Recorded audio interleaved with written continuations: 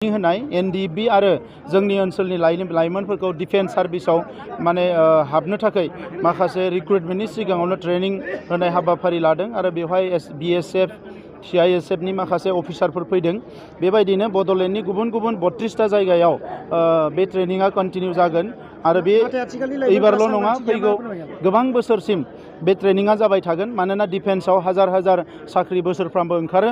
बेवहाय जाहाथे जोंनि लाइमोनफ्रा जायफोरनिखि गोजौ सोलोंथाइ लानायनि खाबु गैया बिथांमोना जाहाथे थाबनो गावनि जिउ खुंनायनि राहाखौ मोननो हायो, बिनि थाखाय जोङो बिथांमोनखौ मदद खालामनो थाखाय बे बादाफोरखौ खुंबाय थागोन। नाथाय आथिखालाव लाइमोनफोरा बिनि सायाव सांग्रांथि गैया, मा फोरमायो? ना सांग्रांथि गैयैखौनो सांग्रांथि खालामनांगौ होननानैनो बेखौ खालामनाय जादों। जोंनि बेबायदि गामि गफाफ्राव बेबायदि परिबेसफ्रा बारा गैया। दा नंखायनो आं लाइमोनफोरखौ खावलायदों, जायफ्रा गोजौ सोलोंथाइ लानायनि बारा खाबु गैया, न'खराव एसे रांखान्थि जेंना बायदिसिना जेंना दङ, बिथांमोना बयबो डिफेन्सआव साख्रिखौ लानो थाखाय नाजानांगौ फार्स्ट प्रायरिटियाव।